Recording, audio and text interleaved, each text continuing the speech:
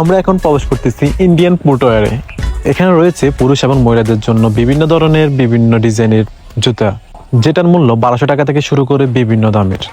আপনি আপনার পছন্দ অনুযায়ী জুতা জোড়াটি ক্রয় করতে পারেন এখান থেকে।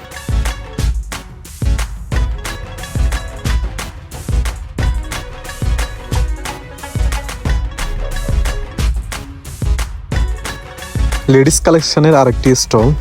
এখানে রয়েছে কাশ্মীরি এবং বিভিন্ন কান্ট্রির প্রোডাক্টস।